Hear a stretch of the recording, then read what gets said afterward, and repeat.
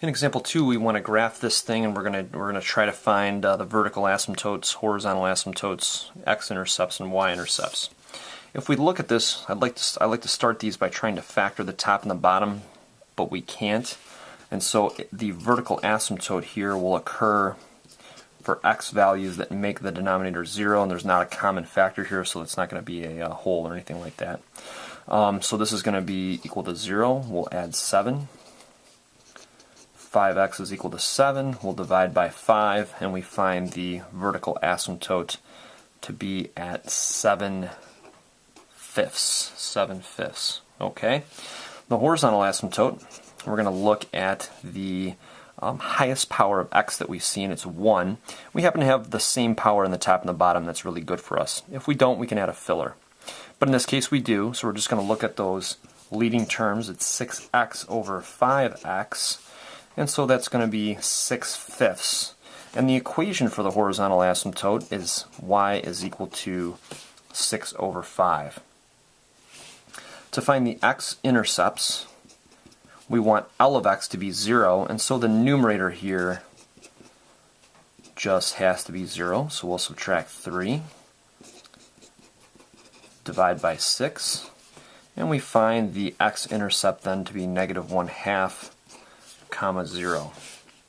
If we work a little further down the line here, we've got the y-intercepts to do, so we've got the y-intercept here.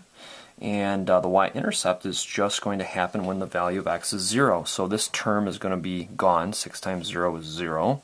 5 times 0 is 0. And we're left with -3/7. So we're positive 3 divided by -7, which is -3/7. So the actual point is going to be 0, comma -3 over 7. Alright, so let's see how we did with this one. We are going to definitely draw the vertical asymptote here. So that's at x is equal to 7 over 5, which is the same as 1.4. So that'll be right about here. I'm going to try to make that as vertical as we can. Oops.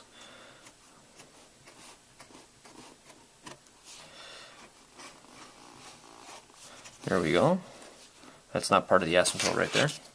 And then y is equal to 6 fifths, so that's going to be 1.2. So I think that'll be right here.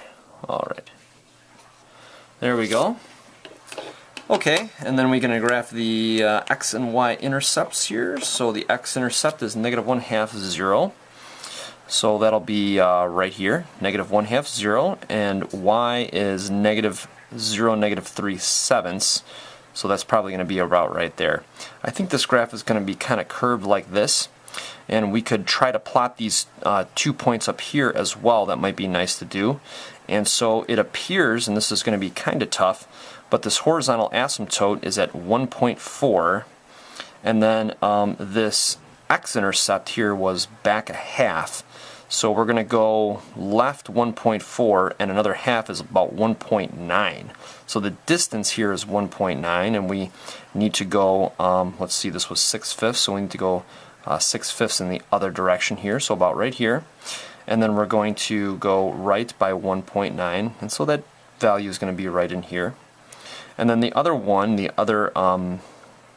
y piece here, is going to be right about in there, So we're going to graph this, and it's going to look a little bit like this, and we'll verify this here as soon as we get to the graph. Oops, got a little crazy with the line there.